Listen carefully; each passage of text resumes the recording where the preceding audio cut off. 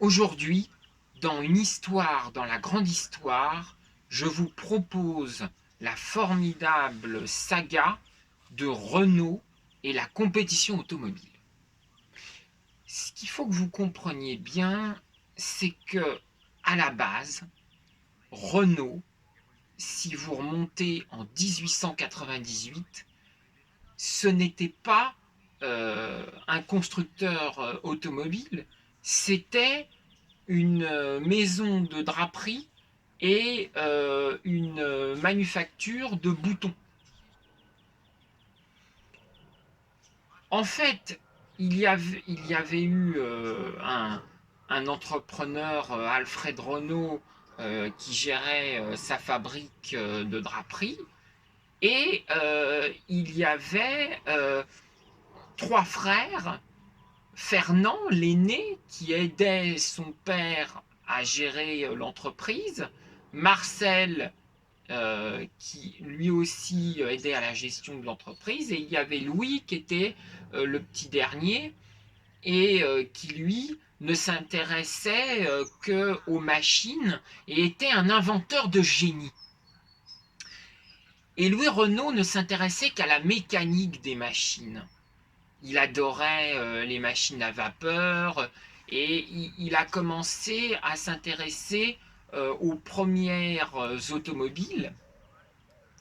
Et c'est à partir de là qu'il a développé sa passion de l'automobile et qu'il a développé son premier quadricycle à moteur en 1898 et qu'il a fait le pari fou avec cette voiturette qu'il a conçue euh, lors du réveillon de Noël 1898, le 24 décembre, de faire la remontée de la rue Le Pic.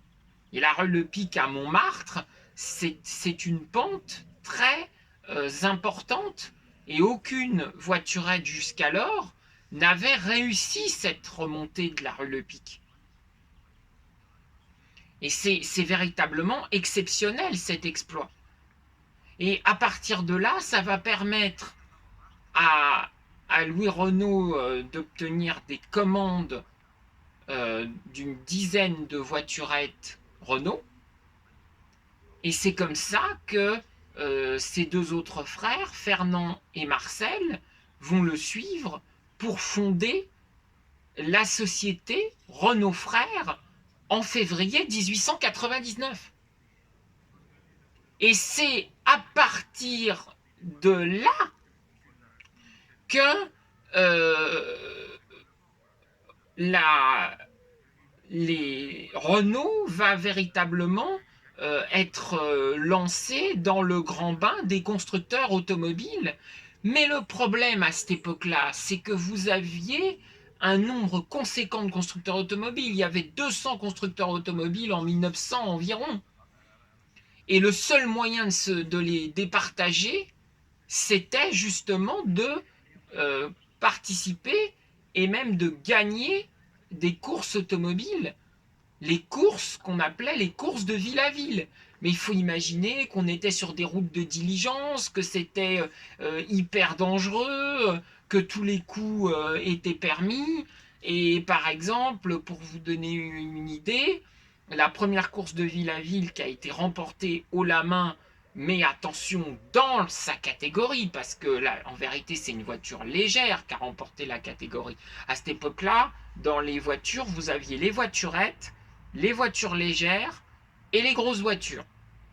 Et Louis Renault, il a remporté dans sa catégorie le Paris Trouville 1899 en catégorie voiturette.